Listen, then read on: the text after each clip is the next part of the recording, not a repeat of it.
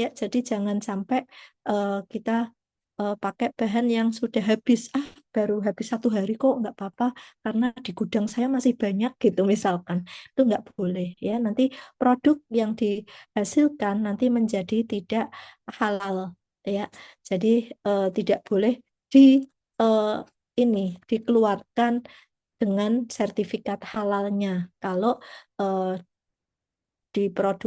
diolah dengan bahan yang sudah habis. Tapi mungkin kalau suatu ini apa buyer mau membeli, saya nggak perlu kok, ini bukan untuk orang Muslim. Nah, itu boleh, tapi tidak boleh mencantumkan logo halalnya ya. Nah, ini nanti bisa pada saat ini langsung di-linkkan ya dengan uh, arti artificial intelligence tadi, langsung di-linkkan sehingga nanti bisa begitu saya cek produk ini, oh ini sudah langsung link dengan ini sehingga bahan-bahan bakunya ini memang halal gitu. Saya biasanya cari ingredient ya, di ingredientnya, komposisi bahannya. Pada saat adik-adik membeli produk, kalau di Indonesia sih mungkin lebih banyak produk yang halal. Tapi kalau di negara lain ya, kayak di Filipina, di Jepang, nah kita susah gitu. Nah harus cek dulu. Benar nggak ini halal gitu. Nah, kita cek sampai komposisinya apa. Nah, itu kita cek gitu. Nah, kalau sudah ada search ya, sekali search langsung, oh ini halal, oh ini enggak. Nah, itu karena langsung terlink dengan ini. Nah, itu lebih enak ya.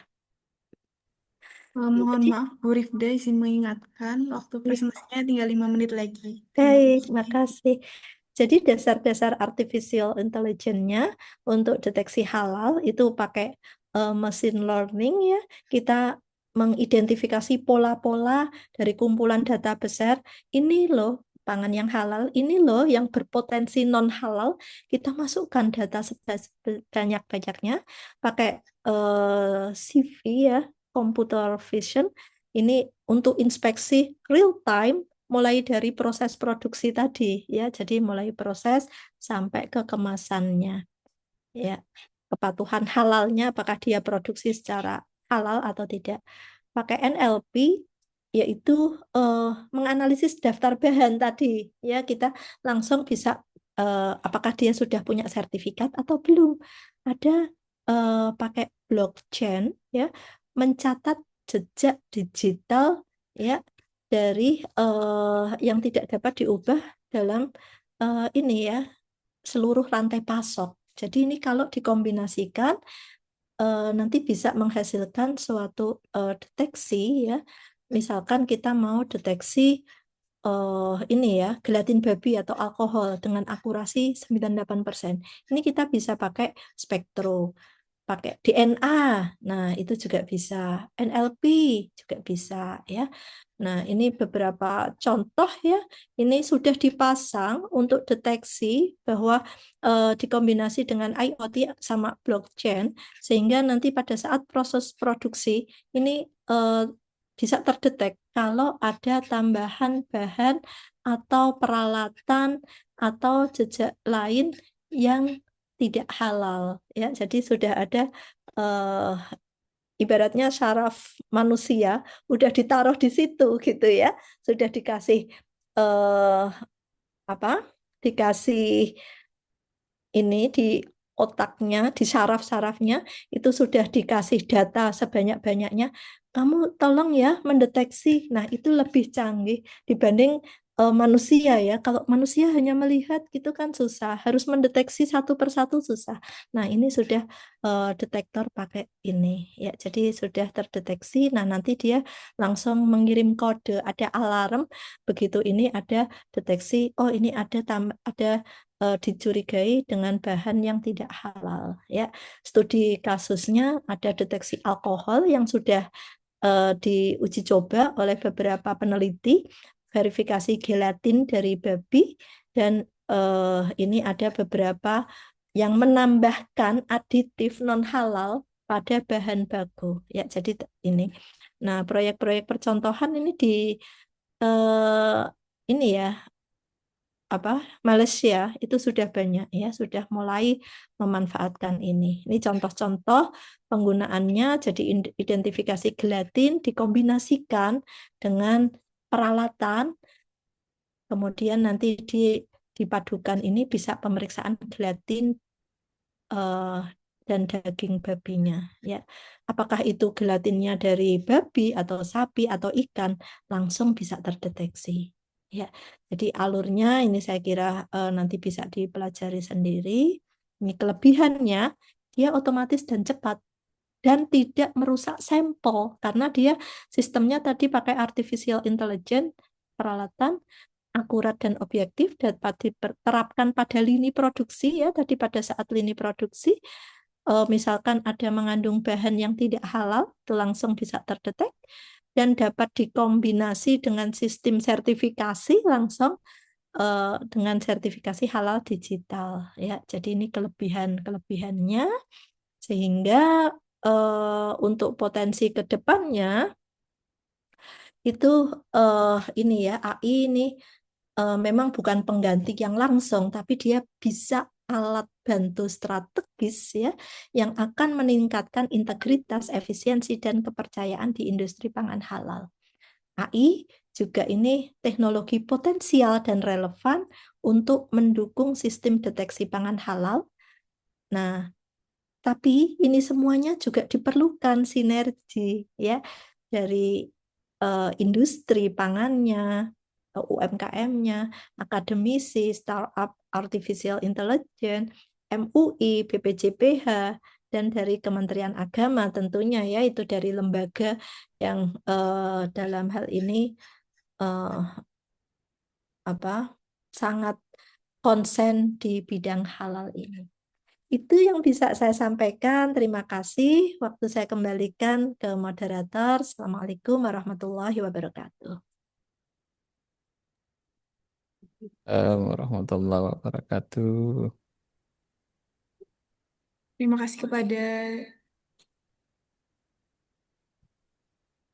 Terima kasih kepada Ibu Prof. Dr. Rifda Novalin SP MSI atas pemaparan yang sangat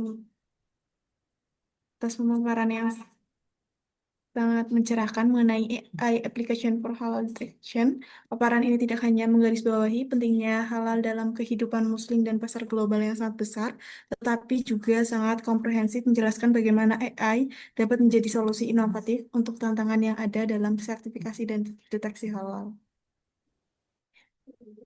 Kemudian, untuk pembicara ketiga, yang ketiga, mari kita dengarkan pemaparan dari Bapak Dr. Wildan Panji Tresna MP, seorang peneliti di bidang riset dan inovasi nasional. Beliau dikenal sebagai pakar bidang teknologi cerdas dan Internet of Things dengan fokus pada pengembangan sistem deteksi halal berbasis otomatisasi dan AI. Kepada Bapak Wildan, kami persilakan untuk menyampaikan materinya. Oke, baik. Terima kasih. Saya izin share screen dulu.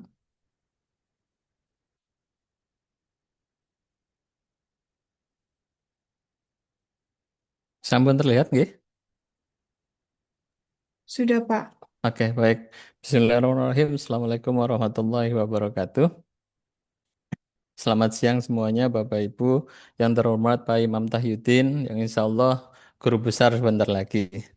Yang terhormat Kiai Ahmad Ghazali dari PCINU Jepang. Ya, saya jelek-jelek begini pernah nguri-nguri MWCI Ishikawa ke Pak Kiai. Yang terhormat juga Pak Yudi Budianto dari Banyumas. Walaupun saya belasan tahun di Serpong, di Tangerang, saya asalnya dari Bumiayu, Pak. Jadi insya Allah masih dekat begitu. Kemudian yang terhormat Prof. Rifda Nauvalin. Eh, Prof. Rifda asalnya Kudus, gitu. Kebetulan istri saya dan keluarga besarnya juga dari Kudus begitu. Dan Masya Allah, Excellency Nggih, Kiat Kudus. Omara. Oke, Prof. Oke. Baik, Sok baik, pamit Pak. ke Kudus, Pak. Semenjak Frida. Oke, insya Allah. Baik, Bapak Ibu sekalian, saya coba meneruskan tadi penjelasan dari Pak Yudi dan Prof. Rifda begitu ya. Kebetulan saya lebih dalam juga ke gelatin begitu. Baik, jadi presentasi saya beri judul peran sains dan inovasi begitu ya dalam mendukung halal kontaminan identification begitu. Karena saya berasal dari BRIN dan pusat riset saya adalah pusat riset fotonika, maka yang saya angkat adalah sensor optik dan sensor elektronik kira-kira begitu. Oke, ini saya dititipin. Jadi karena kami itu peneliti begitu ya, setiap kali menyampaikan untuk pihak eksternal, Mbok sedikit promosi begitu. Oke lah, ini kami berasal dari pusat riset fotonika namanya. Di dalamnya terdapat 7 kelompok riset begitu kira-kira ya, yang masing-masing biasanya berbasis laser.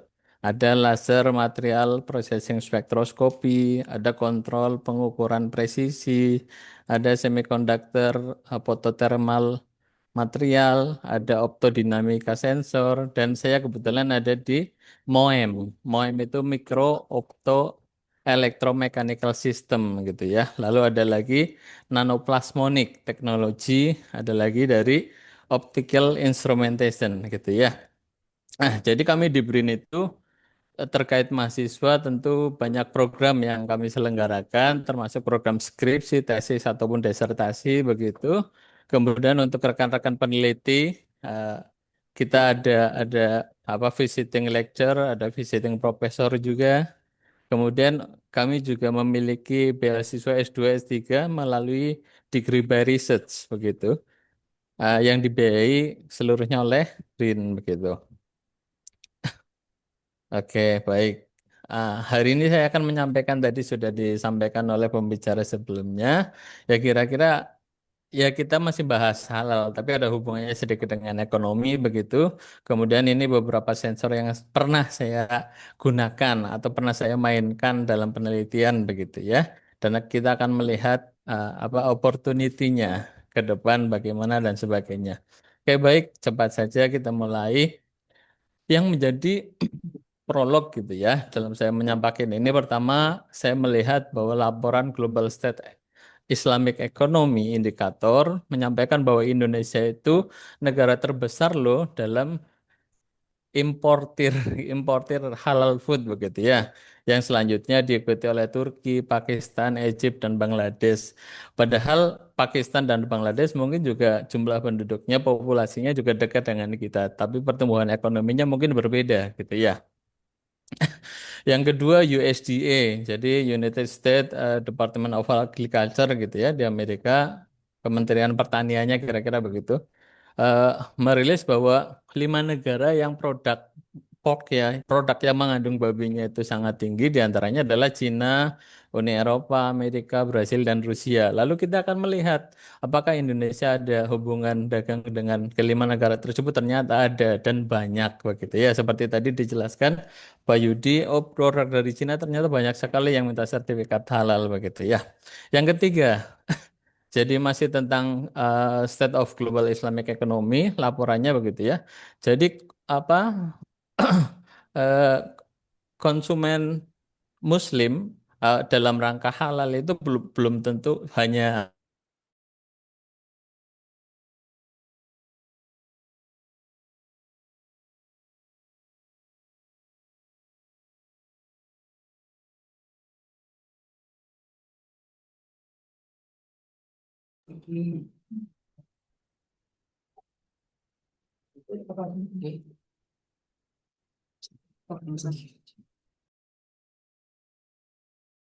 tidak ada suaranya Bapak.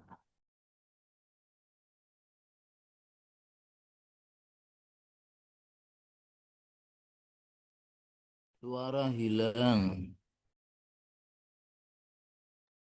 Sebentar Pak, untuk suaranya mute.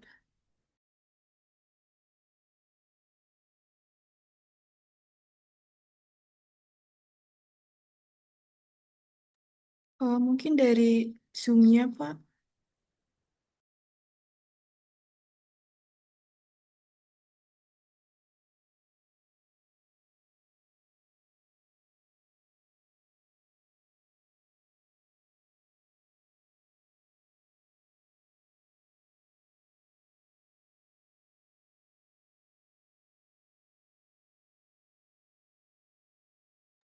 Oke, tes tes. Apa suara saya sudah terdengar?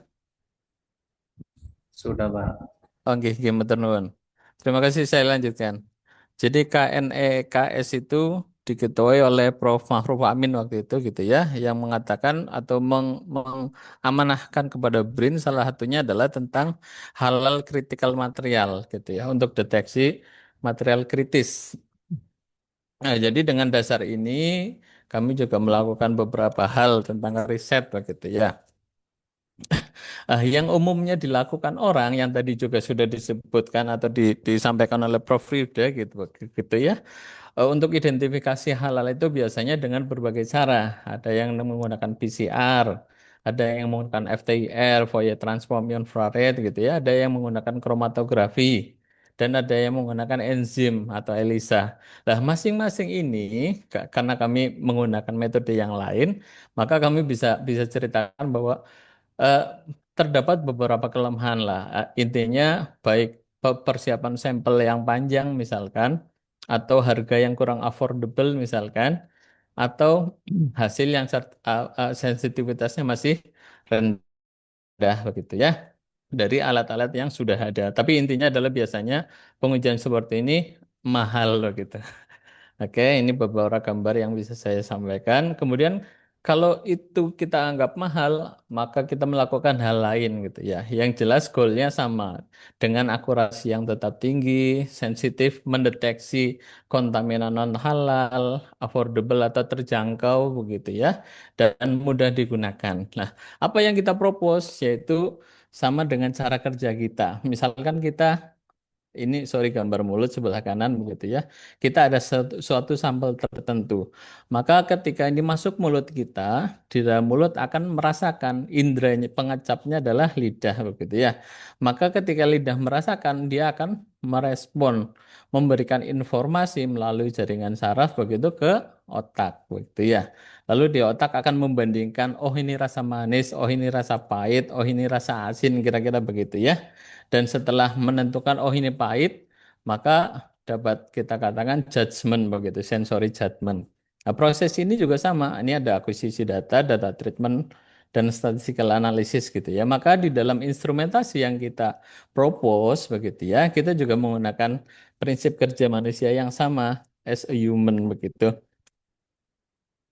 Jadi kita memiliki sebuah sensor, sensor membaca apa yang dirasakan dari sampel tersebut, dari apa yang dibaca tersebut, maka dikumpulkan koleksi datanya, kemudian diproses sehingga menghasilkan eh, mendekati nilai yang sesungguhnya. Kira-kira begitu ya, tentu dengan bantuan machine learning. Oke, lanjut. Seperti tadi sudah dijelaskan, kenapa penelitian saya tidak ke daging misalkan. Kalau kita lihat bahwa daging itu kan end product, walaupun mungkin daging masih bisa dijadikan makanan olahan gitu ya, tapi kebanyakan end product. Artinya kalau end product itu biasanya dengan panca indera kita masih bisa membedakan, oh ini daging babi agak agak pucat gitu ya, ini daging sapi agak merah misalkan. Atau baunya kok berbeda begitu ya. Nah, tetapi beberapa produk yang uh, menjadi makanan olahan begitu, ini agak sulit dideteksi dan apa uh, uh, regulasinya itu bukan pada end user tetapi ada pada regulator. Dan ini tentu kemaslahatannya lebih besar ketika kita mampu untuk mendeteksi lebih awal, misalkan begitu. Jadi gelatin itu sedikit cerita biasanya terbuat dari tulang atau jaringan otot atau jaringan kulit begitu ya. Seperti tadi sudah disebutkan. Nah, yang banyak diproduksi itu memang dari hewani yang biasanya berbahan dasar babi, sapi, dan ikan. Karena kita Muslim tentu tidak boleh sedikit pun ada kontaminan babi di dalam apa yang kita konsumsi. Begitu ya, ini resources of gelatin. Nah, ternyata dari gelatin yang kita sebutkan itu jadi banyak produk turunan gitu ya. Dan hampir semuanya kita suka. Siapa yang tidak suka es krim? Siapa yang tidak suka mayones begitu ya, keju, sirup, sosis, permen, marshmallow dan lain sebagainya gitu ya. Artinya memang ini akan menjadi apa? Kritikal kita. Jangan-jangan yang kita makan ada kandungan non halalnya nih gitu ya. Tapi kalau secara regulator barang-barang impor yang masuk tadi sudah clear bahannya adalah halal ya insya Allah sampai end user sampai customer juga halal begitu. Nah, selanjutnya masih penjelasan tentang gelatin gitu ya. Biasanya gelatin dijadikan beberapa produk permen, marshmallow, yogurt gitu ya. Ada juga untuk farmasi. Karena apa? Kapsul dari obat-obatan yang biasa kita minum hampir semuanya menggunakan produk gelatin karena murah kalau dibandingkan dengan rumput laut misalkan ya. Kemudian ada di bidang kosmetik juga mungkin ibu-ibu yang suka skincare dan sebagainya di dalamnya juga biasanya mengandung produk gelatin. Lah, kalau kita lihat domestic market kita di Indonesia gitu ya, kira-kira kebutuhan kita itu 5.000 ton per tahun dan kenaikannya biasanya 1,3 sampai 3% per tahunnya. Nah, kalau di value kan, kalau dihargai gitu ya, kira-kira 128 juta US dollar atau sekitar 1,5 triliun begitu ya. Ini hanya untuk produk gelatin saja. Gelatin yang diimpor kemudian dicampurkan ke dalam sesuatu makanan dan sebagainya kira-kira nilainya segitu. Dan diprediksi tahun 2030 akan meningkat hingga ya. Nah, yang tingkat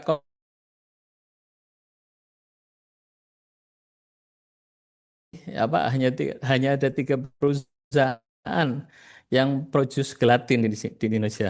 Jadi satu ada di Tangerang, satu ada di Malang, dan satu lagi ada di Pandaan ya Pasuruan begitu. Dan yang kedua di Malang dan di Pasuruan kebetulan sudah halal certificate gitu ya. Kemudian yang di Tangerang ini yang masih kadang-kadang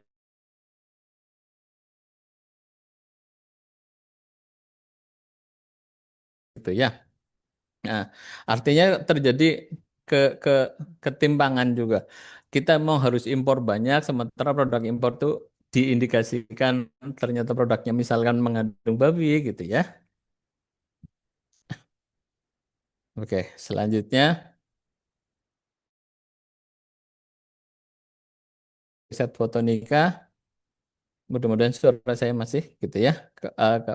Ini tentang optical sensor overview begitu. Jadi kami memiliki alat yang namanya nano SPR. SPR itu Surface Plasmon Resonance begitu ya. Kemudian terdiri dari prisma di sini.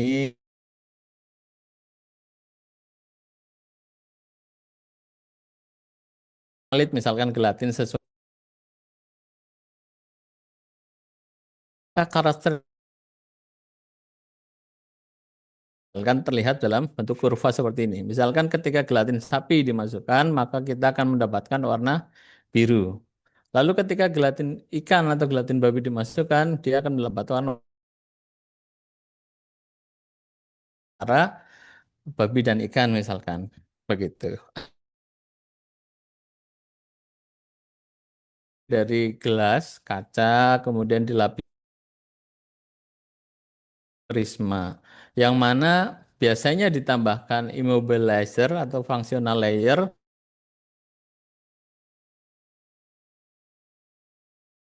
Jadi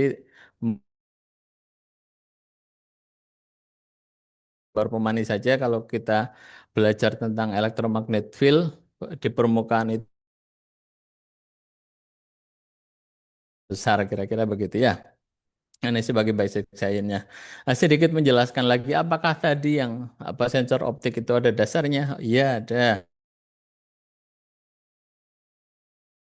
Ya, jadi banyak peneliti melakukan pengembangan fungsional layer di atasnya begini, misalkan ini menggunakan silver, menggunakan dielektrik material lain dan sebagainya, untuk mendapatkan sensitivitas yang tinggi, intinya untuk mendapatkan data yang bagus atau eh, eh, untuk mendeteksi hal-hal yang sulit dideteksi pula gitu ya. Ah, eh, logikanya kenapa bisa cahaya laser yang masuk ke dalam prisma uji begitu ya. Nah, kalau kita lihat suatu persamaan, jadi bahwa surface plasmon resonan itu terjadi ketika apa propagation konstan itu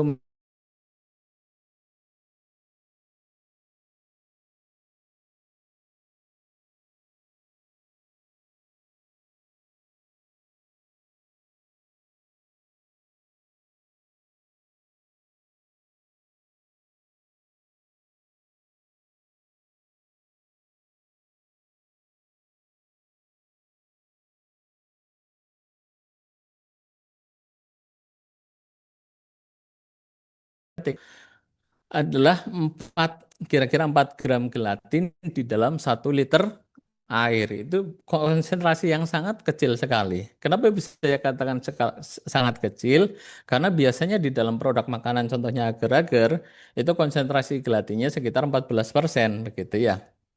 Nah, pada konsentrasi yang sangat kecil 0,4 sampai 0,6 ternyata alat pengukur indeks bias tidak mampu membedakan antara ikan, sapi dan babi. Porsin itu babi, bovin itu sapi gitu ya. Tetapi untuk konsentrasi yang lebih tinggi 1, 2, 3, 4, 5, 6%, ternyata nilai indeks biasnya masing-masing tidak sama atau semakin naik begitu ya. Nah, kalau ada yang nanya apa itu indeks bias ya, sebetulnya indeks bias itu hanya perbandingan kecepatan cahaya di dalam, sementara di ruang vakum kita sudah tahu kecepatan cahaya itu 300.000 kilometer per sekon gitu ya. Oke. Nah, dari apa yang kita mainkan ternyata sudah menghasilkan beberapa publikasi, mungkin Prof. Rida juga sudah lebih banyak gitu. Intinya itu. Dan ini ada beberapa nama saya semuanya. Oke. Oke, selanjutnya untuk sensor elektronik begitu ya. Kalau tadi kita biasa mengatakan bahwa sensor optik itu biasanya memiliki keunggulan low noise atau tidak tercampur oleh electromagnetic field dan sebagainya. Maka di dalam kita katakan smart electronic itu artinya sensor elektronik yang ya cerdas. Kenapa cerdas? Kita memerlukan bantuan machine learning untuk katakanlah supervisi gitu ya, supervisi dan sebagainya. Nah, apakah mainan ini ada dasarnya? Ada ternyata. Jadi ada yang melakukan penelitian tentang apa ya, pemalsuan daging babi gitu ya, untuk halal menggunakan electronic nose namanya atau hidung elektronik tahun 2020. Lalu sudah ada yang meneliti tentang enos itu ternyata cepat, real time dan murah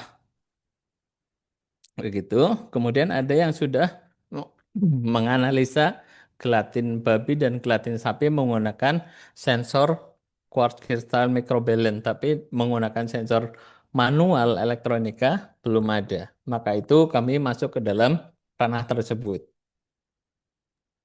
Mohon maaf, Ah, Pak ya, Wildan, izin mengingatkan untuk waktunya tinggal 5 menit lagi. oke, siap. Jadi intinya ketika kita memiliki sebuah sensor, ketika ada aroma yang berbeda, maka dia akan merubah resistansi secara elektronika, gitu ya. Nah, ini wujud sensornya. Dan biasanya dalam sensor kita padu padankan beberapa sensor, gitu ya, yang kita sebut sebagai multi array sensor gas. Oke. Nah, di dalam multi array itu tersebut karena masing-masing sensor itu memiliki sensitivitas yang berbeda-beda. Ada yang sensitif terhadap alkohol doang, ada yang sensitif terhadap etanol doang, ada yang sensitif terhadap sulfur dan sebagainya. Kesemuanya itu kita padu padankan, kemudian datanya kita tarik semua, kemudian kita olah menggunakan machine learning dan akan menunjukkan hasil yang seperti ini, contohnya misalnya sebelah kanan. Jadi warna ungu, warna biru, dan warna kuning ternyata bisa mengklasifikasikan mana sapi, mana babi, mana ikan. Ini paper saya 2025. Ke- Kebetulan eh, menggunakan deep learning begitu ya. Dan nilai sensitivitas akurasinya juga lumayan tinggi. Oke. Kemudian kalau tadi berdasarkan sensor gas ini seperti lidah elektronik kira-kira begitu. Ini juga sama kita menggunakan lidah elektronik yang diberi lipid atau membran lipid begitu. Kemudian ketika dicelupkan masing-masing babi sapi ikan mereka mampu membedakannya. Gitu. Contohnya misalnya yang sudah dilakukan mereka mampu membedakan rasa asam, rasa umami, rasa pahit dan rasa asin. Data gelatin sudah kita ambil, sedang kita proses untuk publikasi gitu ya. Nah, sebagai validasi, apakah yang kita lakukan ini ternyata benar atau tidak? Jangan-jangan gelatin itu sama gitu ya, babi sapi ikan. Nah, ternyata tidak. Hasil FTIR menunjukkan peak-peak yang berbeda seperti ini. Artinya sapi, ikan, dan babi itu berbeda. Yang kedua, validasi itu bisa kita lakukan dengan Google DeepMind. Ya, apa Demis Hassabis ya kalau teman-teman pernah dengar, dia mendapatkan Nobel Kimia tahun 2024, sedangkan bidang dia adalah computer engineering padahal gitu ya. Nah, kenapa dia bisa dari computer engineering bisa mendapatkan Nobel Kimia. Nah, ternyata dia membangun apa yang namanya AlphaPod untuk memprediksi protein-protein yang ada di dunia, yang jumlahnya mungkin lebih dari 200.000 begitu ya. Nah, tinggal masuk ke AlphaFold, kita ketik bovin, maka strukturnya akan kelihatan. Gitu. Oke. Sementara untuk peluangnya, ya kita sudah lihat tadi juga Bu Rifda sudah menyampaikan, setiap tahun kira-kira 500.000 ton konsumsi gelatin di dunia. Artinya berapa banyak sapi, berapa banyak babi, berapa banyak ikan yang diperlukan gitu ya. Tentu potensi ketidakhalalannya juga semakin besar. Oke, terakhir, last but not least gitu ya, konklusinya ya supply chain ini merupakan bisnis besar gitu ya, dan kita tentu bisa bermain di dalamnya. Yang kedua, dengan besarnya bisnis ini, kita harus antisipasi juga gitu ya terhadap produk-produk yang terus bermunculan. Nah, yang terakhir, sensor yang kami kembangkan ternyata ultra sensitif, jadi mampu mendeteksi gelatin di bawah 1%. Kira-kira itu yang bisa saya sampaikan. Terima kasih. Saya dapat dihubungi di email dan nomor telepon tersebut. Assalamualaikum warahmatullahi wabarakatuh.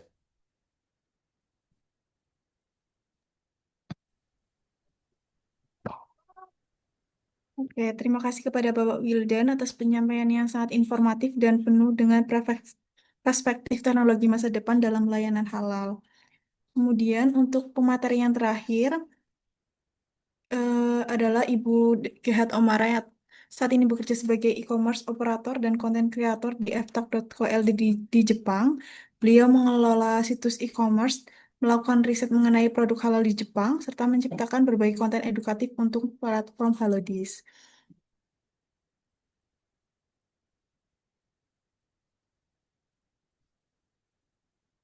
And our last speaker today is Ms. Gehat Omara, who is currently working as an e-commerce operator and content creator at ftalk.co.id Ltd in Japan. She manages e-commerce site and conduct research on halal product in Japan and create various educational content for the Halodis platform. We welcome Ms. Gehat Omara to deliver her presentation. Assalamualaikum. Hello, everyone. I'm Gehat Omara from FTAX, and today I want to introduce Halodish, our app that's designed to allow Muslims in Japan find halal food and check their the food ingredients. So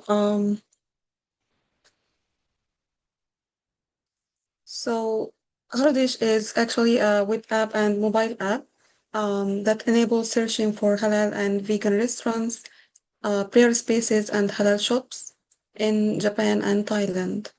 The app also allows users to check if the food ingredients are halal or vegan or not. Our goal is to promote food diversity in Japan and create a livable environment for diverse people, such as Muslims, vegans, vegetarians, and people who have allergies as well. Our target users are Muslims, vegans, and vegetarians who are living in Japan or visiting Japan as tourists. Because recently, Japan has many Muslim tourists from Indonesia, Bangladesh, and also students from Muslim countries are increasing. And also from Europe, many Europeans are vegans or vegetarians. So our goal is to help people who have diverse dietary restrictions. Our app currently supports English, Indonesian, Malay, and Japanese as well. So why we created an app not just for Muslims, but also for vegans and vegetarians is because Muslims and vegans face common issues such as limited halal and vegan certified products when traveling or shopping in Japan, because many Japanese are eat products that contain animal ingredients such as gelatin and fish ingredients, also alcohol ingredients in the food. So it's not suitable for Muslims and vegans. And the number of halal and vegan certified products is really low. So this issue is not only for Muslims, but also for vegans and vegetarians. Also, the other issue is confusing ingredient labels, such as unfamiliar terms.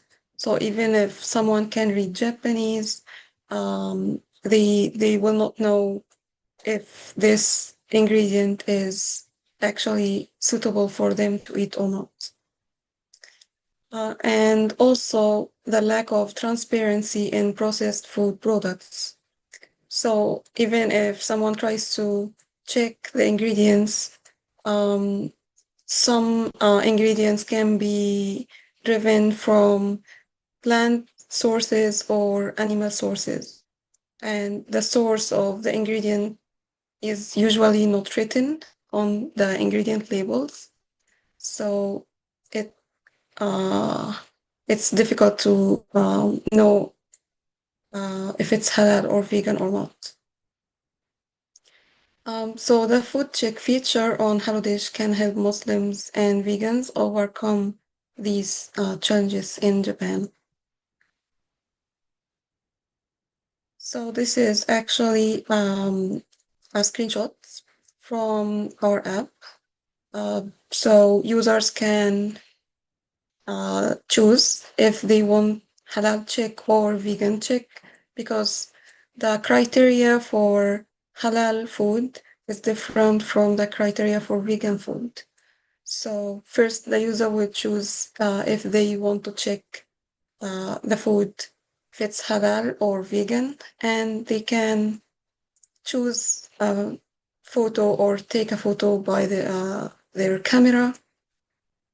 They take a photo and then the app will show them the final result based on the ingredients listed on the product.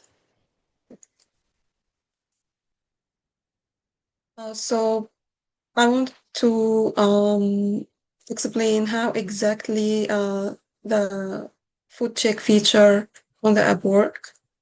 So first, the user will take a photo of the ingredients label on a product.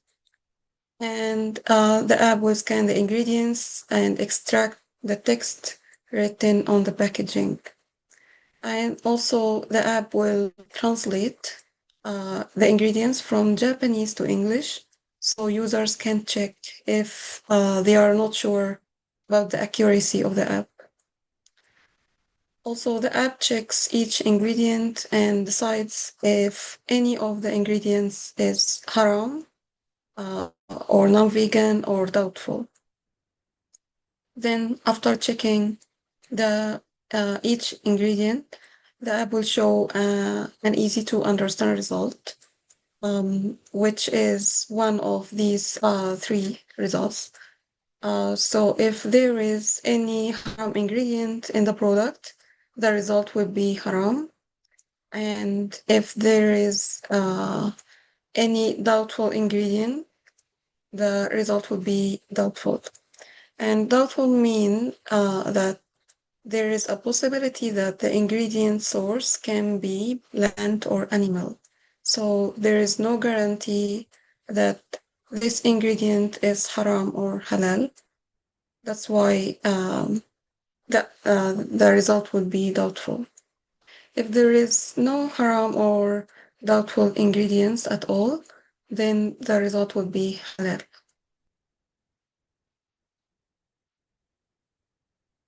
So Actually, there is some challenges, even if we try to help Muslims and vegans by creating this feature. There is some challenges because, as I explained, some ingredient can be made from animal sources or plant sources, and the ingredient labels in Japan in many cases doesn't have the source written on the package. So in this case, the app will show the result as doubtful because there is no guarantee that the ingredients are halal or haram.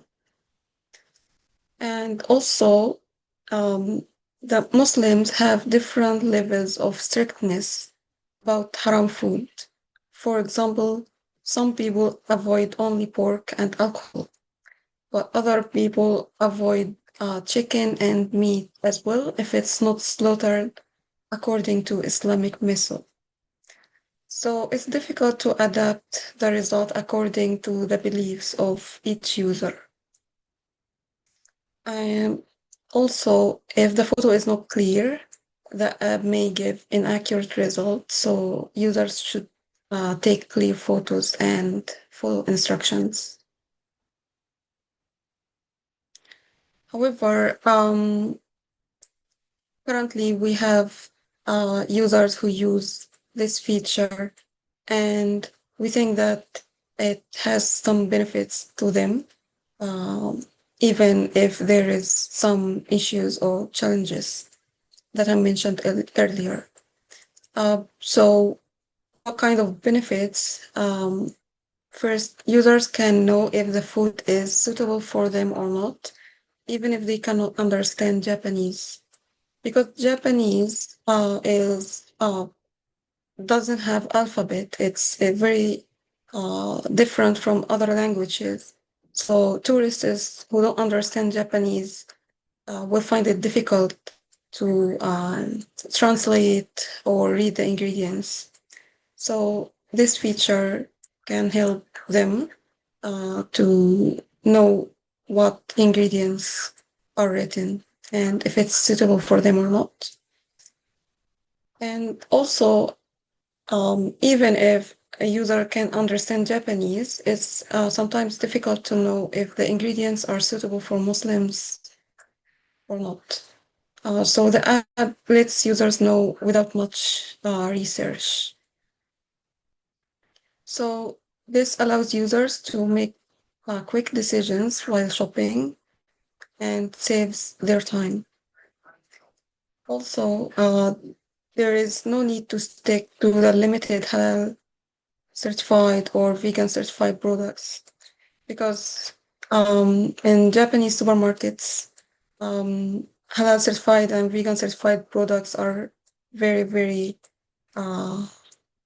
few number of products. So if users can check the ingredients in an easy way, they will have more freedom to try new products or the products that is sold anywhere or in any Japanese supermarket. That's the introduction about our app and the food check feature. And yeah, thank you everyone for listening. I hope that you can try our app if you come to Japan. And if you have any questions, let me know. Thank you. Okay, thank you very much to Ms. Kihat Amara for a very interesting presentation about Halodis. I think I need to explain a little bit for the Indonesian translation. Jadi Okay, thank mungkin you. saya izin menjelaskan dengan bahasa Indonesia. Jadi Halodis itu adalah sebuah aplikasi web dan seluler yang dirancang untuk membantu wisatawan dan penduduk di Jepang dan Thailand. Jadi mungkin baru ada di Jepang dan Thailand untuk menemukan restoran halal ataupun vegan, tempat sholat, serta juga toko-toko halal. Terus juga selain itu mereka juga kayak punya Halo di Shop. Jadi kayak toko, mereka jualan produk-produk makanan, produk-produk makanan halal gitu. Kemudian untuk aplikasi ini juga punya fitur memeriksa apakah bahan makanan halal, apakah ingredients-nya itu halal atau enggak. Omar Hasan can, oh, I think you still share screen. Oke. Jadi ada, Okay, I can share the screen again if you want. ya. Okay, this moment. Can I see the slide about food checker? Oh, okay, sure. Just a moment. This one or this one? Oh, wait.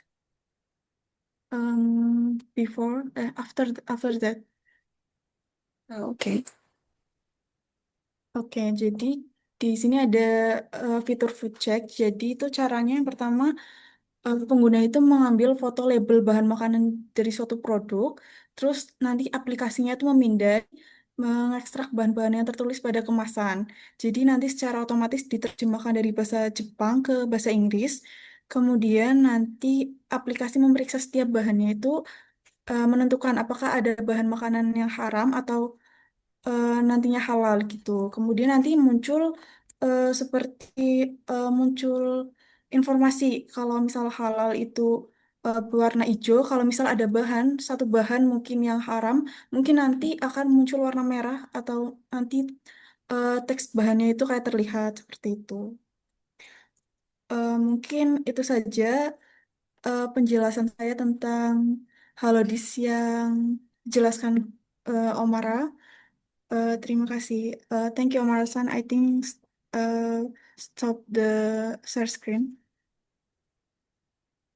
Oke, thank Okay, you, thank you. Omar-san. Oke, teman-teman, untuk semua pemateri sudah berakhir. Jadi kita akan masuk ke sesi tanya jawab. Tapi sebelum memasuki sesi tersebut, kita akan mengadakan post test untuk memahami apakah teman-teman sudah memahami materinya. Post testnya sudah kami berikan di eh, room chatnya.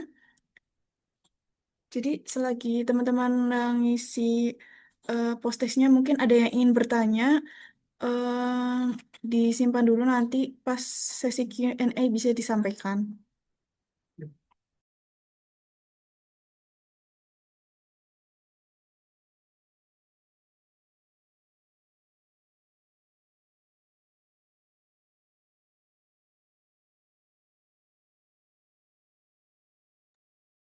Oke, teman-teman, mungkin kita sambil mengisi post test, kita langsung ke sesi Q&A ya. Mungkin bagi teman-teman yang ingin bertanya, mungkin bisa langsung em, bersuara ataupun di kolom chat juga nggak apa-apa.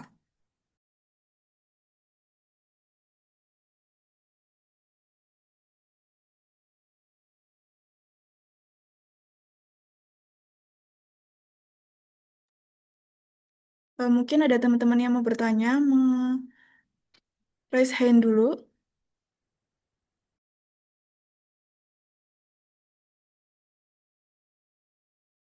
Oke, mungkin sudah ada dari Pak Rahmat Rizaldi dari PJPH Kemenag Jateng.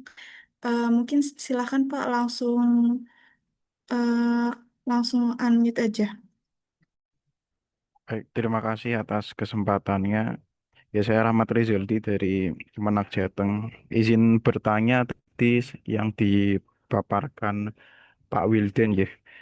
Tadi ada salah satunya ada teknologi elektronik NUS. Nah, itu apakah kan kalau tadi saya lihat untuk melihat kandungan gelatin ya, gelatin babi terutama. Tapi kan di peraturan juga ada salah satu bahan kimia berbahaya seperti formalin itu kan tidak diperbolehkan ya. Jadi kalau ada produk yang mengandung formalin tidak bisa untuk masuk kriteria sertifikasi halal. Nah, apakah dari Electronic News itu tadi bisa melihat kandungan dari bahan kimia berbahaya seperti formalin? Sekian pertanyaan saya. Terima kasih atas kesempatannya. Saya kembalikan ke moderator. Oke, terima kasih. Mungkin bisa langsung dijawab sama Prof. Rifda, silahkan. Atau, Ke saya sepertinya, oh, Mbak Esa. ya maaf Pak, ke Pak Wildan, silahkan Oke, Pak. terima kasih Pak Rahmat Rizaldi. Kebetulan saya bermain ini sejak tahun 2021, memang belum lama begitu ya. Saat itu kami mulai dengan daging sapi, babi, ikan, kemudian kami campurkan juga. Dan ternyata sensor tersebut mampu mendeteksi campurannya. Lalu kemudian kita naik ke shortening gelatin begitu. Dan kebetulan pada tahun ini kami sudah mulai dengan borak dan formalin. Memang datanya belum rilis, baru mahasiswa kemarin baru selesai dari sini, riset bersama kami. Insya Allah nanti akan dipublikasikan juga di beberapa jurnal begitu. Jadi intinya sebetulnya yang dideteksi dari sensor gas itu kan aroma. Kebetulan formalin itu juga aromanya sangat kuat. Kami bahkan mampu mendeteksi bahwa formalin yang ditaruh di ikan atau formalin yang ditaruh di bakso atau formalin yang ditaruh di mie itu berbeda-beda aromanya begitu. Jadi insya Allah jawabannya adalah bisa. Kami sudah melakukannya juga terhadap eh, borak dan formalin. Hanya karena event ini adalah temanya tentang halal food, maka kami sampaikan yang sudah publish tentang kontaminan halal begitu, Pak. Terima kasih. Oke, terima kasih Pak Wildan atas jawabannya. Terima kasih, Pak.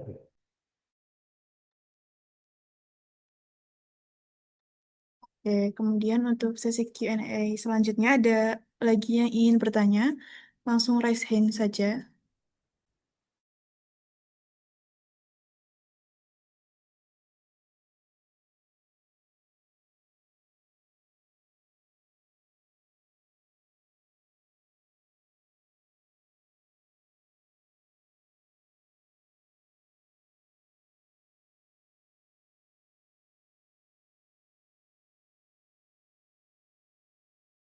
Oke, teman-teman mungkin ada yang malu, mungkin bisa di kolom chat aja yang mau bertanya.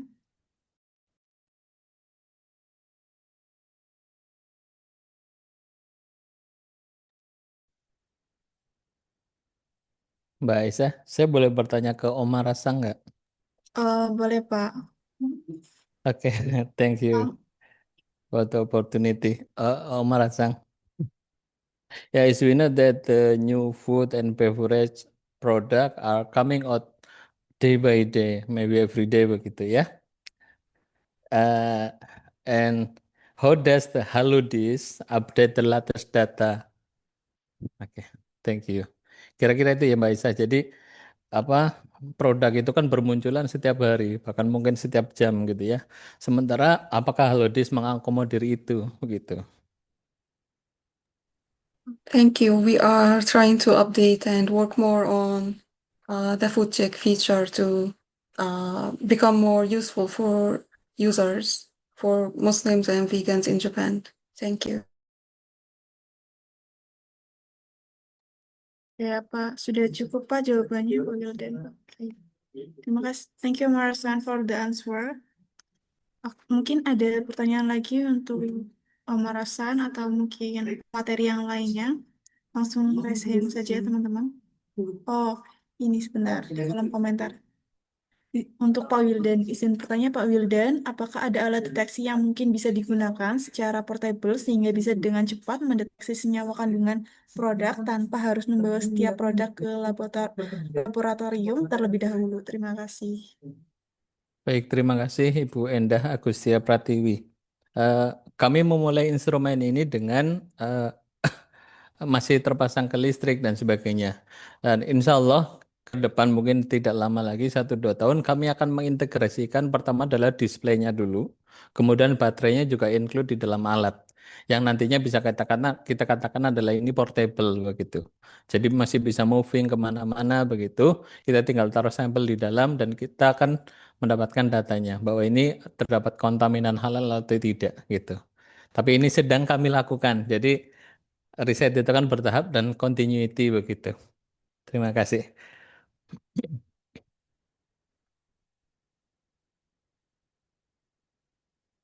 Oke, terima kasih Pak Wildan atas jawabannya. Kemudian adakah yang ingin bertanya lagi teman-teman? Mungkin bisa langsung raise hand atau di kolom chat.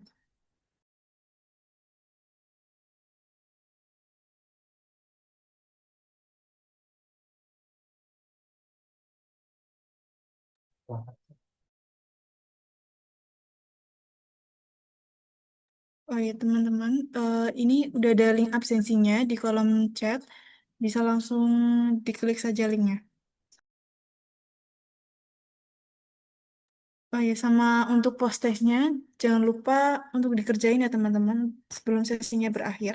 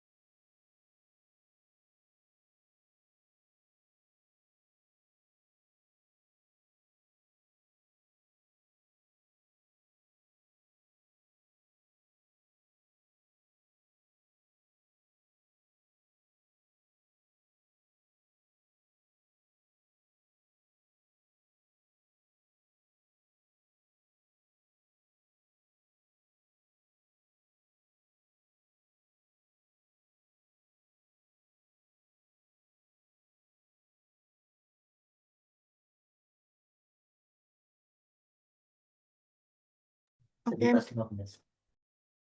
oke, mungkin kita tunggu 2 menit lagi. Siapa tahu ada yang masih ingin bertanya.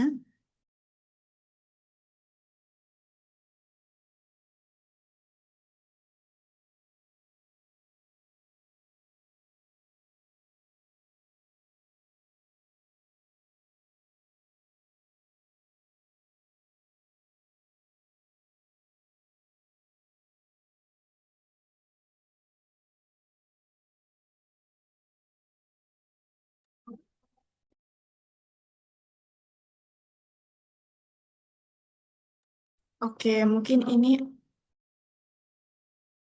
ada pertanyaan di kolom chat untuk Prof. Rifda.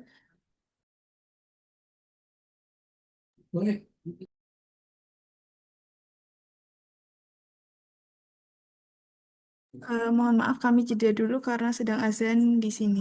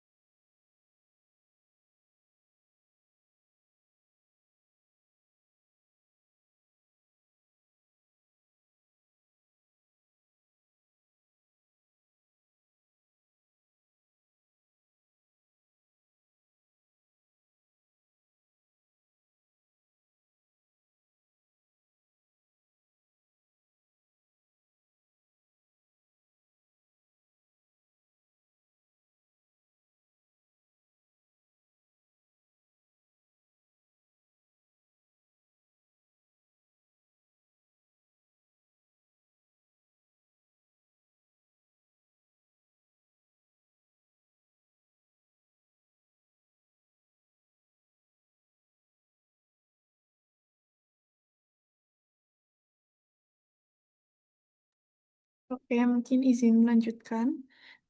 Izin bertanya kepada Prof. Vigda, apabila AI sudah digunakan untuk deteksi halal, apakah memungkinkan ke depannya untuk proses verifikasi status kehalalan produk tanpa harus proses verifikasi di lapangan, atau hanya sebagai membantu mempercepat proses deteksi awal? Terima kasih banyak sebelumnya. Mungkin silakan Prof. Vigda untuk menjawab. Baik, terima kasih langsung ya. Terima kasih pertanyaannya ya. Jadi eh, tadi sudah dijelaskan oleh Pak Wildan juga ya, mungkin sedikit tadi di akhir. Jadi AI ini memang akan mempercepat, menyaring, dan membantu eh, akurasi proses verifikasi halal ya. Jadi dia kan nggak mungkin bohong ya, jujur gitu ya. Jadi berbasis data itu dia kalau ada ya ada, kalau tidak ya tidak. Jadi untuk verifikasi eh,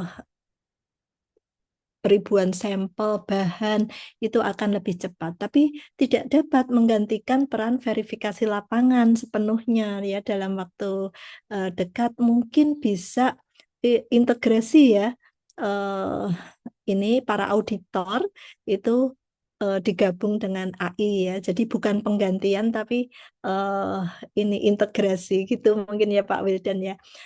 Sehingga mempercepat ya. Jadi kalau deteksi awal bisa, kemudian nanti pada saat di lapang kan terkadang ada kontaminasi silang, kemudian ada mungkin dia ini prosesnya itu eh, ada beberapa yang tidak halal, bahan itu ikut masuk. Nah, itu perlu adanya. Tapi bisa kan tadi Pak Wildan tadi bilang ada beberapa yang langsung sistemnya dimonitor secara real time gitu. Namun demikian ada beberapa ya, jadi keterbatasan tanpa audit lapangan mungkin terkadang ada sih ya masih yang penggantian bahan secara diam-diam gitu ya. Jadi mungkin secara diam-diam dia mengganti bahan yang harusnya bahan halal diganti dengan haram. Nah, itu ada kesalahan SOP pada saat penyembelihan ayam misalkan saja gitu. Nah, itu biasanya perlu klarifikasi di lapang ya. Jadi nanti integrasi antara auditor dan AI ini akan sangat canggih ya. Deteksi awalnya sudah oke, kemudian nanti bisa ini. Mungkin nanti dari versi Pak Wildan ya yang sudah banyak mencoba pakai artificial intelligence, kalau ini oh sangat memungkinkan dengan pemasangan yang sangat luar biasa misalkan seperti itu, eh, apa monggo Pak Wildan ditambahkan. Terima kasih. Oke, matur nuwun Prof. Saya kira sudah lengkap begitu ya. Tapi enggak apa-apa. Contoh yang kami kembangkan itu, yang tadi terkait pertanyaan sebelumnya juga, eh, akan kami kembangkan pertama itu dari sistem pengolahan data itu machine learning akan include ke dalam sensor, begitu ya, yang nantinya memudahkan untuk pengukuran. Jadi ketika satu sampel itu dimasukkan, maka kita tidak perlu lagi masuk ke Python, masuk ke machine learningnya dulu, lalu baru keluar datanya, tidak. Tapi begitu sampel masuk, kita hanya klik satu tombol push button begitu, dia akan proses sebentar, beberapa detik akan keluar hasilnya. Oh, ini minimal ada kontaminan non halalnya begitu, atau ini clear dari kontaminan non halal begitu. Saya kira AI itu sudah sangat berkembang begitu, toolsnya banyak sekali. Kami juga sebetulnya pengguna, Ibu, pengguna gitu ya, dan kami pilih beberapa yang cocok begitu. Nah, seperti tadi disampaikan, saya kira begitu untuk verifikasinya karena AI itu tadi jujur begitu ya, apa yang kita trainingkan, apa yang kita supervisikan, dia akan bahkan mampu memprediksi. Jadi bahkan bukan hanya gelatin sapi, Hmm. saya campurkan babi 10% dan sebagainya untuk melatih mesin learning itu bekerja. Begitu. Oke, terima kasih, Matur nuwun. Ya, terima kasih Ibu Prof. Rifda dan Pak Wildan atas jawabannya.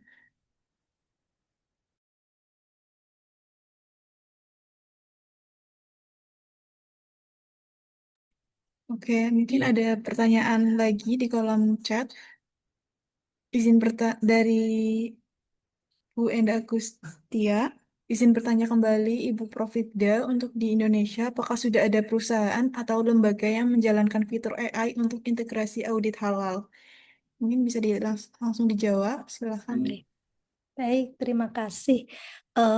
Di Indonesia, jadi statusnya saat ini digitalisasi ya, sudah mulai ada si halal, serol, itu dari si halal dari BPJPH ya, kalau serol dari LP POM UI. Nah, itu sudah mulai, tapi mungkin belum terintegrasi ya. Jadi dia sistem digitalisasi untuk tadi kita mencari tepung terigu itu apakah ini halal atau belum. Nah, itu bisa kita eh, itu mulai ke arah digitalisasi dokumen ya, tapi belum pakai AI sepenuhnya terintegrasi. Akademisi misalkan dari BRIN ya, UGM, IPB, UNSUD. Nah, ini mulai artificial intelligence secara parsial ya. Jadi secara parsial sudah banyak penelitian dengan spektrum, kemudian dengan apa peralatan-peralatan lainnya itu sudah mulai pendekatan ya, lembaga itu sudah ke arah situ ya. Jadi ada kalau yang tadi kayak di Jepang itu ya, kalau di Indonesia kan eh, saya kira belum ada ya di Jepang. Waktu itu saya kebetulan nengok anak saya di sana. Jadi dia begitu ini tinggal scan, dia sudah tinggal pakai scan itu udah langsung otomatis keluar. Oh ini jangan Bun, ini halal, ini haram gitu ya. Jadi dia langsung otomatis gitu dengan scan barang-barang itu. Kalau saya sendiri itu sebelumnya itu pakai scan, kemudian saya translate ingredientnya karena saya nggak tahu. Ternyata sudah ada yang canggih nih, kayak tadi yang disampaikan oleh narasumber ya. Jadi begitu ini, oh ini syubhat, ibaratnya ini halal, ini haram gitu. Sudah ada seperti itu. Nah itu scan halal secara global. Ini belum ada ya versi di Indonesia. Mudah-mudahan nanti secepatnya ya Pak Wildan kita mungkin bisa kerjasama.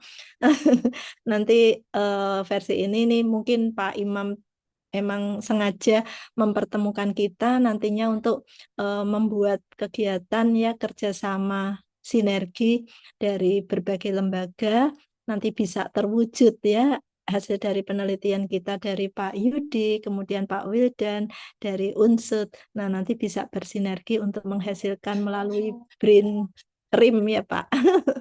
Semangat, nggih. Terima kasih. Oke, terima kasih jawaban dari Prof. Rida. Apakah dari Pak Gildan ada mau tambahan lagi, Pak? Sampun sudah. Insya Allah kami menyambut baik kolaborasi dari beberapa teman dosen, teman-teman peneliti yang lain. Kita juga perlu banyak masukan termasuk dari apa Badan Halal, Kementerian Agama dan sebagainya. Insya Allah dengan senang hati, Prof. Ngaten. Oke, terima kasih Pak Gildan. Teman-teman jangan lupa untuk mengerjakan post testnya ya. Sudah kami share lagi di kolom chat.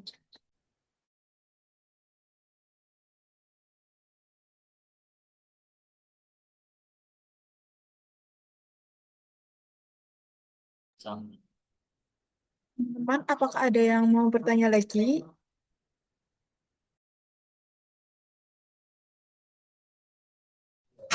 Ya, Assalamualaikum, saya bisa bertanya. Oke, silakan Pak Rudini. Ya, Assalamualaikum warahmatullahi wabarakatuh. Saya Rudini dari pengawas JPH Kabupaten Manggarai Timur. Di pertanyaan saya, yang pertama untuk Pak Yudi dari Kementerian Agama. Ya, tadi dijelaskan bahwa di Kementerian Agama itu ada Satgas Halal dan pengawas ya Pak ya. Dan pengawas JPH ini kan baru. Terus apakah pengawas JPH yang baru ini bagian dari Satgas Halal atau terpisah Pak? Karena kalau misalnya bagian dari Satgas Halal, apakah tidak terjadi konflik of interest di dalamnya begitu, Pak? Mungkin bisa dijelaskan gitu, Pak. Terus ini pertanyaan kedua untuk Prof. Rifda dan Pak Wildan ya, Pak Dr. Wildan, mengenai aplikasi yang digunakan. Salah satu permasalahan kita untuk mendeteksi halal itu kan ada kontaminasi silang, Pak. Nah, apakah sudah ada aplikasi yang dikembangkan untuk mendeteksi produk atau bahan uh, pernah terkontaminasi begitu selama dalam proses transportasinya atau distribusinya, penyimpanannya begitu? Apakah dia bisa mendeteksi bahan-bahan yang pernah terkontaminasi begitu, Pak? Kan di produk halal itu kan salah satu juga yang jadi perhatian kita itu penggunaan alat. Jadi alat ini kan misalnya pernah digunakan atau alat yang digunakan itu pernah terkontaminasi dengan yang haram. Nah, apakah itu bisa dideteksi dengan alat gitu, Pak? Ya, mungkin itu saja. Minta maaf kalau misalnya agak seraba, agak-agak ini ya pertanyaannya. Terima kasih. Assalamualaikum warahmatullahi wabarakatuh. Terima kasih pertanyaannya Pak Rudi. Mungkin untuk pertanyaan pertama bisa dijawab oleh Pak Yudi Yudianto. Pada Pak Yudi dipersilakan. Oke, terima kasih Pak Rudi nih ya tadi yang menanyakan terkait dengan masalah Satgas Halal dan pengawas halal. Eh, untuk Satgas Halal itu didirikan sebelum pengawas halal.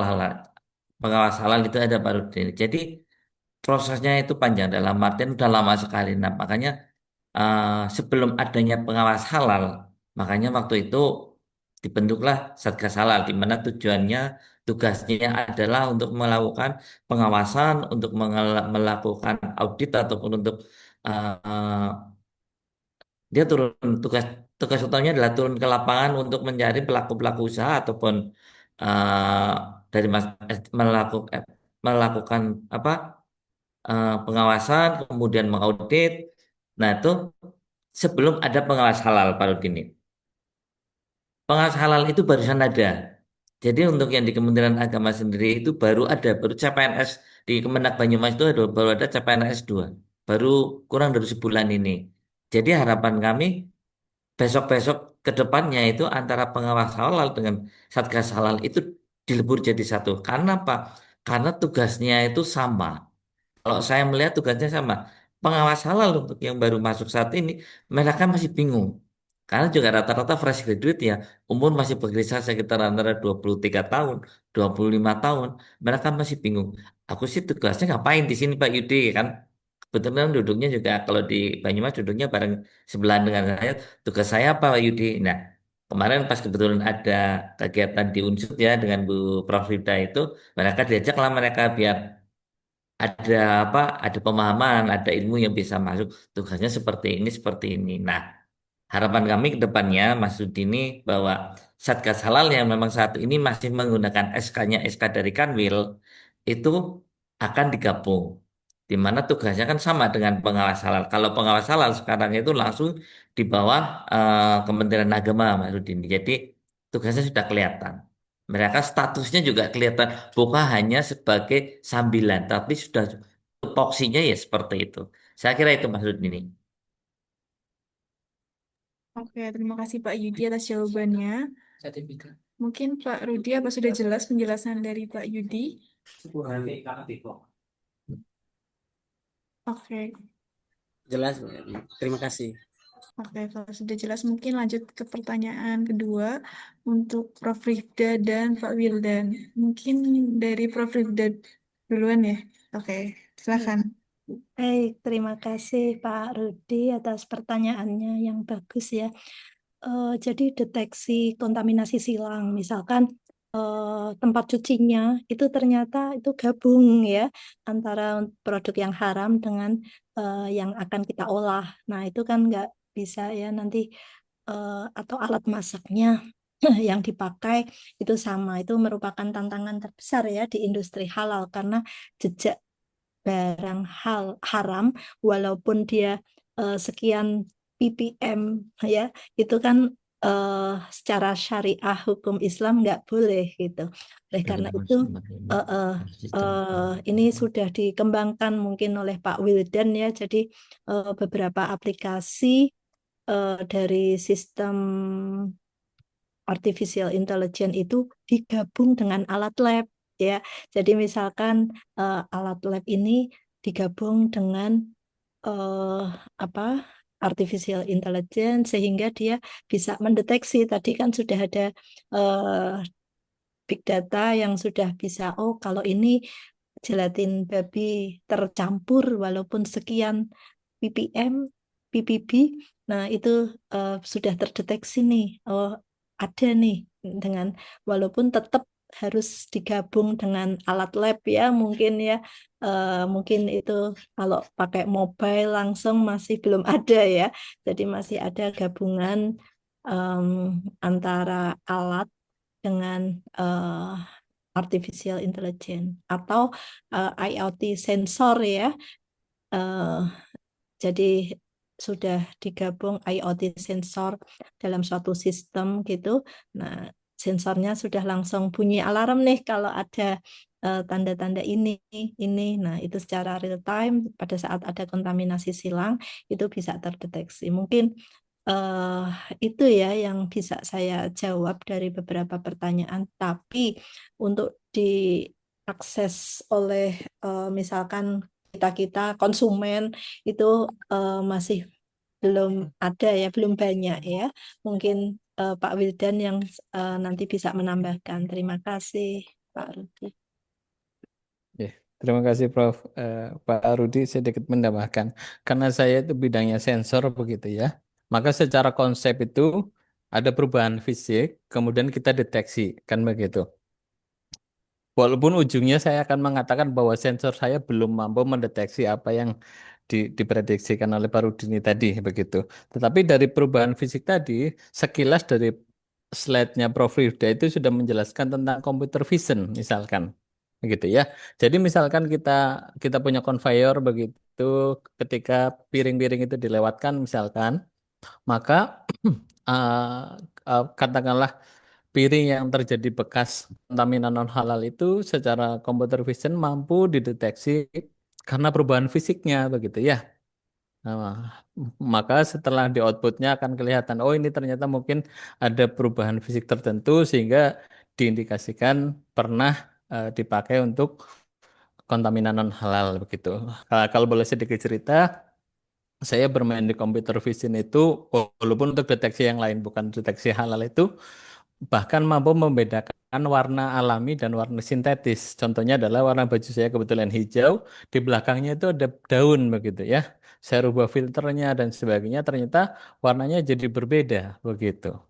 Jadi secara konsep insya Allah bisa, tetapi saya mengatakan bahwa sensor yang saya sebutkan tadi belum mampu karena kandungannya saja tadi terbatas pada 0,8%. Kalau part per million atau part per billion saya kira belum mampu. Oke, terima kasih. Oke, terima kasih pada Pak Wildan dan Prof. Rifda yang telah menjawab pertanyaan. Mungkin dari Pak Rudi, apa sudah terjawab, Pak? Bisa sedikit lagi sama Pak Yudi tadi. Oh iya, baik Pak, silahkan. Ya, Assalamualaikum, minta maaf Pak Yud. Bisa nambah lagi pertanyaan ini tadi. Kan Ya, tadi Pak. ya, tadi kan disampaikan bahwa Satgas Halal sama pengawas itu kan ke depannya kemungkinan besarnya akan digabung. Nah, itu tadi pertanyaan saya Pak, apakah tidak akan terjadi konflik of interest di dalamnya begitu Pak?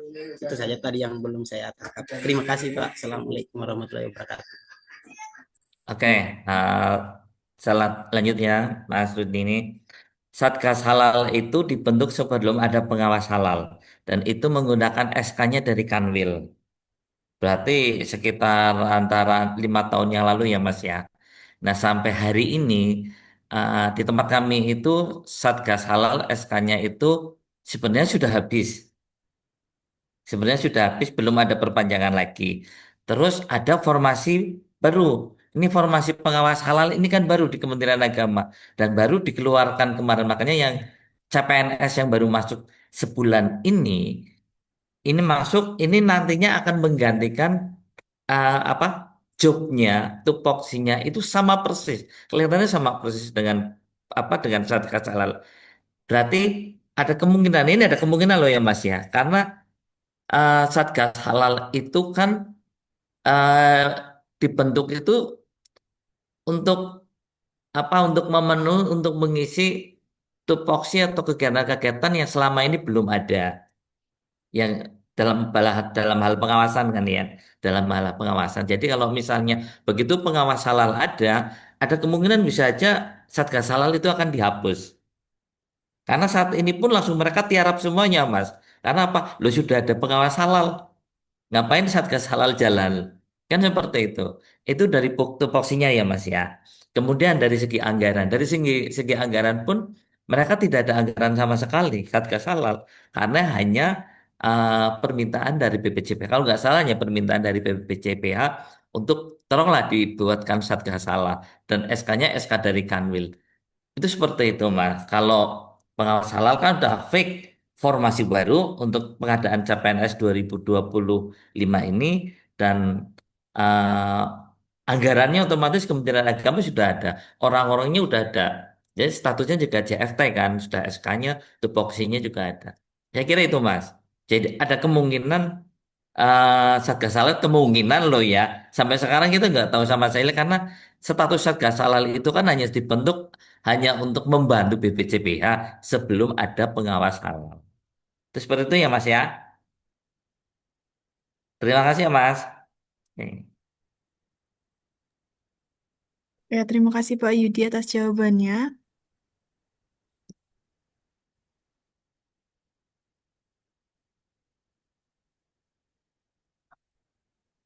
Mungkin apakah ada pertanyaan lagi dari peserta yang lain? Mungkin satu terakhir dari teman-teman yang lain, apakah mungkin ada pertanyaan?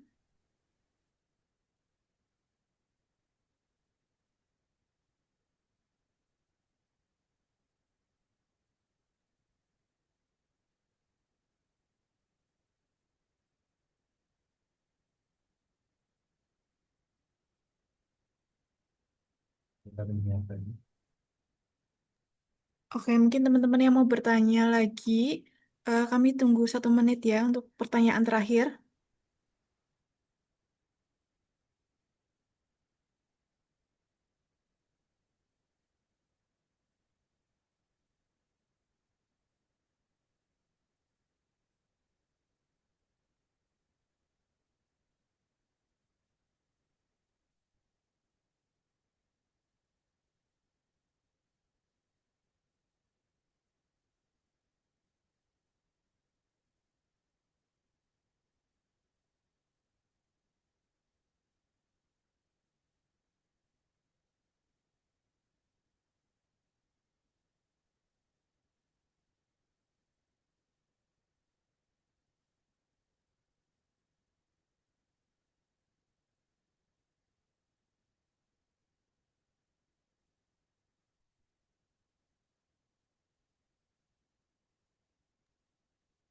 Oke, mungkin sudah tidak ada pertanyaan lagi. Kita lanjut ke sesi dokumentasi foto bersama. Mungkin teman-teman yang masih off cam bisa on cam dulu untuk sesi dokumentasi.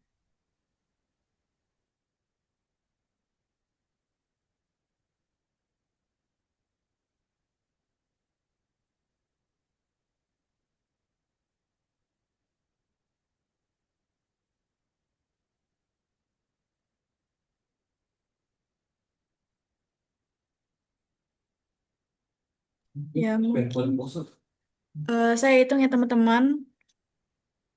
1, 2, 3.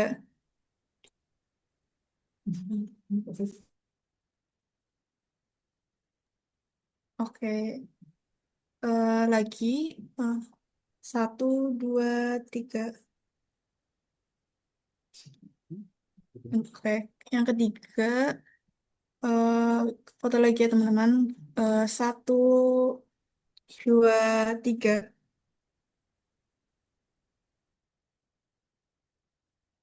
Oke, mungkin sudah cukup sesi dokumentasinya.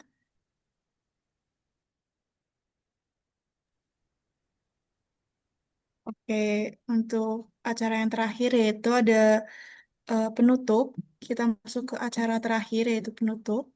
Alhamdulillahirrabbilalamin, rangkaian acara Halal Webinar 2025 dengan tema AI Application for Halal Food Detection telah kita lalui bersama dengan lancar. Kami ucapkan terima kasih sebesar-besarnya kepada seluruh narasumber atas ilmu dan wawasan yang luar biasa yang telah dibagikan. Kami mengucapkan terima kasih kepada Bapak Yudi Budianto Eskom, Ibu Prof. Dr. Ifda Novalin SPMSI, Bapak Dr. Engwil dan Panji Trisna MT, dan Miss Kiat Omar Hasan, dan kemudian kepada Bapak Imam dan Bapak Ahmad Ghazali. Terima kasih juga kepada seluruh peserta yang telah mengikuti acara ini dengan antusias hingga akhir. Kemudian harapannya melalui webinar ini kita semua dapat memperoleh pemahaman baru tentang potensi besar kecerdasan buatan AI dalam mendukung gaya hidup dan industri halal. Semoga kegiatan ini langkah awal dari kolaborasi yang lebih luas dan berkelanjutan di masa depan. Thanks to Omar Hasan for being a speaker at this webinar. Mungkin cukup dari saya. Akhir kata, mohon maaf apabila terdapat kekurangan selama jalannya acara. Sampai jumpa di kesempatan dan kegiatan inspiratif berikutnya.